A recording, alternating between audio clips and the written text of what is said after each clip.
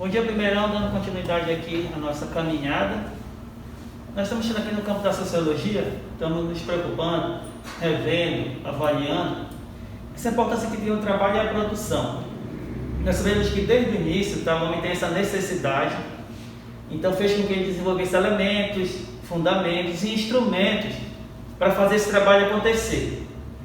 E nesse processo, vemos quanto o trabalho modificou essa vida humana. O homem começou a desenvolver esse projeto, fez essas coisas acontecerem, e esse trabalho ao longo do tempo vai evoluindo. E hoje nós vamos ver o modo capitalista de produzir esse trabalho. Nós sabemos que quando surge a Revolução Industrial, então o homem começa a desenvolver o seu trabalho lá nas fábricas. Então surge esse modo capitalista, que é aquele que tem uma concepção acerca de como deve ser esse tipo de trabalho. Se nós olharmos o pensamento sociológico, tem um grande teórico chamado Karl Marx, que ele começa a fazer essa olhadinha nesse tipo de trabalho que acontece nesse período, está vivendo a experiência, e ele começa a perceber o quanto isso daí modifica as relações humanas. Porque vai ter um momento que vai ter aquele que trabalha e aquele que oferece trabalho. Então nós temos aqui do lado do patrão, do lado do empregado. E dentro do capitalismo nós temos essa relação entre os dois, que não é tão harmoniosa, porque nós sabemos que dentro do capitalismo qual é o objetivo maior? É o lucro. Então o modo capitalista de produzir o nosso trabalho. A capacidade de produzir coisas pelo trabalho, nas diferentes sociedades, sempre esteve subordinada às relações sociais construídas pelos seres sociais. Ou seja, quando a gente fala de trabalho, é importante que a gente perceba que existem relações. Então nós vamos, dentro de qualquer trabalho, vamos imaginar nossa instituição aqui. Nós temos direção, coordenação, professores, nós temos aquela hierarquia.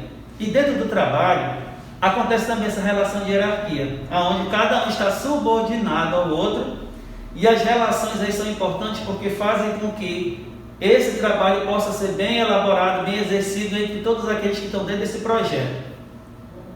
Ainda que as justificativas para a permanência dos diferentes arranjos societários muitas vezes é invocado relações baseadas no sangue e na hereditariedade. Porque nós sabemos que às vezes era assim. Você nasceu numa família, seu pai era um carpinteiro, um ferreiro, então automaticamente você seguia aquela profissão ou aquele trabalho. E nós sabemos que com o passar do tempo não existe mais essa conexão direta. Se o pai era um pedreiro, era um carpinteiro, hoje não existe mais essa conexão. Então você tem a possibilidade de fazer a sua escolha e fazer a partir daí em que tipo de trabalho você vai se colocar e vai, a partir daí, desenvolver esse processo. Ou individualidade para explicar o poder e a realização das vontades das classes dominantes. Nós sabemos que ao longo do tempo, se você nascesse numa classe rica, um exemplo, então você tinha todos os benefícios. Trabalho já tinha aquele que você ia fazer, você tinha a possibilidade de fazer um bom estudo, para uma melhor universidade. Se você nascesse numa classe inferior, numa classe pobre, aí você tinha mais possibilidade de fazer os trabalhos manuais. Era uma concepção que se tinha naquele momento dessa forma. É como se fosse uma coisa já pré-determinada onde é que você ia exercer o teu trabalho e está nesse processo. Então nós vemos que, para justificar essa questão da classe dominante, se dizia que era vontade de Deus você estar em determinada situação. Então se você está na miséria, na pobreza, no exemplo, é porque Deus está querendo que você viva essa experiência. Mas nós sabemos que não é assim que funciona, devido às questões econômicas, principalmente do capitalismo, aonde ele coloca aquelas pessoas que têm, valem alguma coisa porque tem poder aquisitivo, e quem não tem fica à margem. E não era justificativa para dizer que existia aquele poderoso ou aquela poderosa porque foi alguém escolhido por Deus. Era uma concepção muito perigosa, principalmente na Idade Média, isso era muito forte. Não quer dizer que nesse período também não era diferente. As pessoas tinham essas concepções, que riqueza era sinal de bênção e pobreza sinal de maldição. A gente vê o quanto isso é perigoso sendo implantado e colocado nas pessoas, e muitos acreditavam que era dessa forma que funcionava. Mas nós sabemos que dentro do modo capitalista, o importante aí é o lucro. Não importa se você trabalha 8, 12, 15 horas, não importa. O importante é que você dê lucro para alguém. Por causa de quê? Daquele que nós conhecemos como salário. Então você vende a sua força de trabalho dentro desse processo. Nós chamamos outra coisa de valor de troca. Então a tua força de trabalho, ela tem um valor de troca que vale, vamos imaginar, mensalmente, nós chamamos de salário mínimo. Aí a pergunta fundamental é justo ou é injusto esse tipo, tá, de salário que você recebe pela tua força de trabalho vendida. Até porque você faz um contrato, você assina, você se dispõe ou predispõe a entrar nesse processo e ganhar a quantidade X que foi especificada no contrato. E Marx, observando isso daí, dizia que existe esse grande abismo, tá, entre aquele que dá e aquele que oferece o seu trabalho. A ordem está social como natural e, portanto, não passível de transformações ou de questionamentos. Ou seja, se você tem que fazer desse jeito, não tem como você mudar, não tem possibilidade de você evoluir. Mas nós sabemos que quando se fala de trabalho, atualmente hoje, no mercado existe a expressão qualificação. Ou seja, quanto mais qualificado você está, mais possibilidade de você de ingressar no mercado de trabalho. Então nós vemos uma grande quantidade de desempregados hoje, porque às vezes são qualificados, mas não têm uma oportunidade, tá, de ingressar dentro do mercado, até porque tem pessoas que trabalham, por exemplo, pelo salário pequeno, se sujeitam a aceitar esse tipo de salário. Por quê? Porque se ela sai, infelizmente já tem 1000 que querem aquela vaga dele ou dela. Então por isso que as questões salariais hoje, que nós comentamos bastante, existem discussões, enquanto tiver pessoas, depois, quando você sai, muitos estão querendo ter o trabalho, então por isso que a condição salarial vai continuar sempre nessa que está aí hoje, e as pessoas não conseguem a possibilidade até de se desenvolver, que infelizmente nós chamamos na linguagem de exército de reserva. Ou seja, tem muita pessoa que quer trabalhar e quer ter um emprego ganhando até menos que você está recebendo. Então, são situações que esse sistema capitalista daí faz com que as pessoas às vezes nem percebam, nem se dão conta do que está acontecendo por todo esse processo. No entanto, com o desenvolvimento desse modo capitalista de produzir os bens necessários, a vida humana e as relações sociais tiveram uma questão contraditória aí, de assumir de caráter social, e o trabalho passou a ser uma obra de contrato livremente acordado entre os homens, sem outras mediações.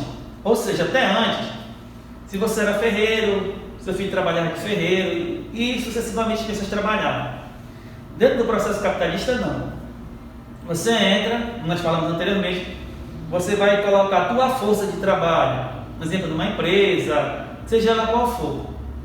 E essa tua força de trabalho que você vende, e no final do mês você recebe aquele salário. Ou seja, você está vendendo essa força de trabalho, diferente do que era lá no início, porque se você tinha uma família de ferreiro, de carpinteiro, seja qual for a profissão, automaticamente você seguia, porque era uma tradição na família.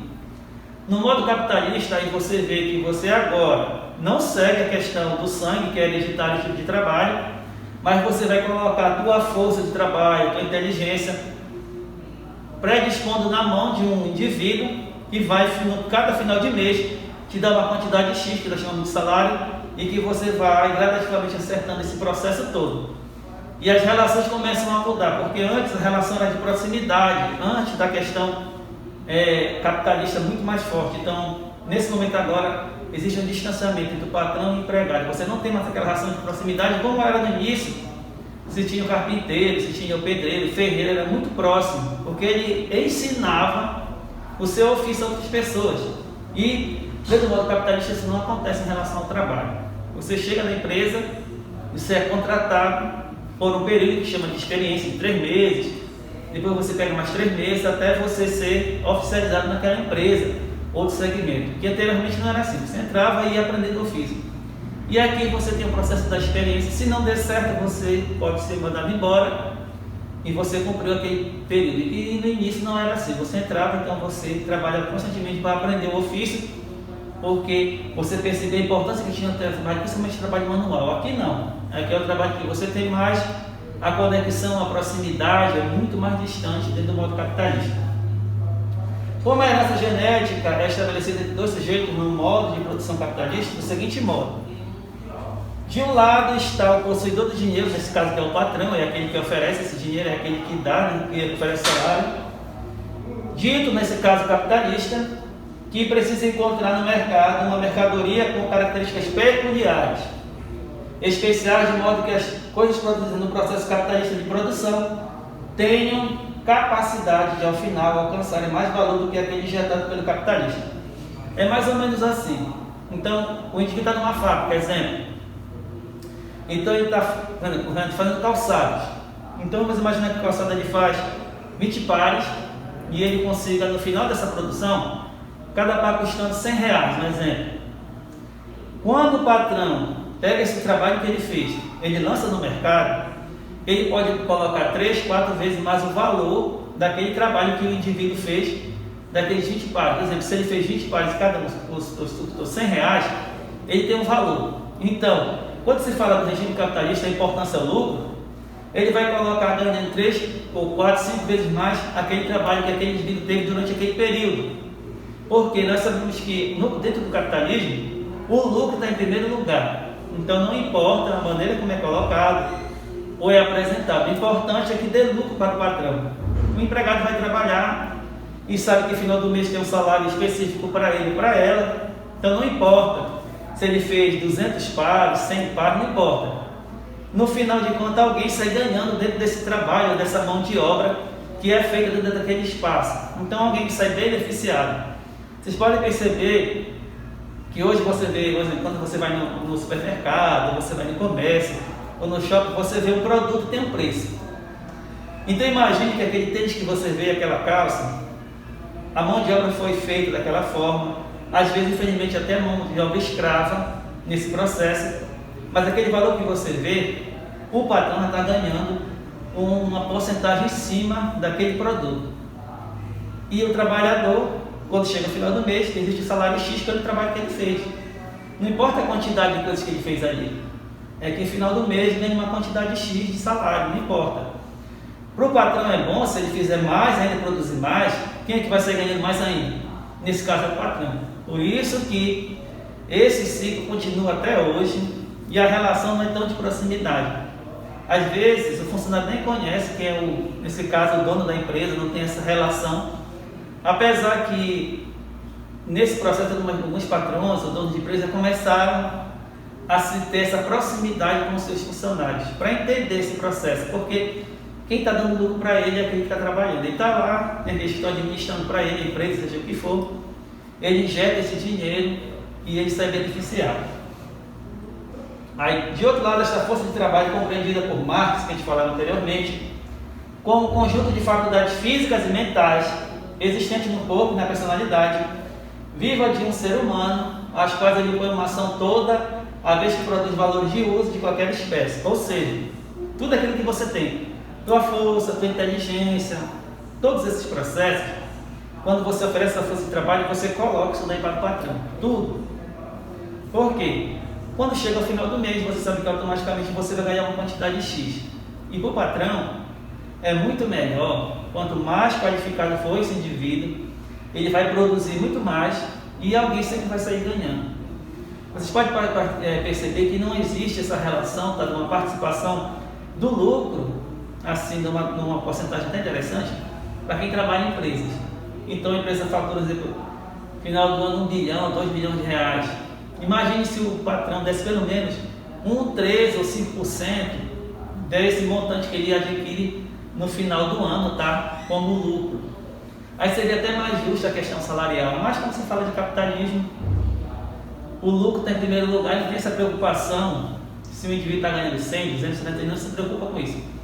O importante é que esse processo aconteça e a partir daí nós vemos as consequências. Por isso que a gente percebe que uma maneira que, nesse caso, o empregado começou a pensar, ou o proletário foi fazer o quê? A greve.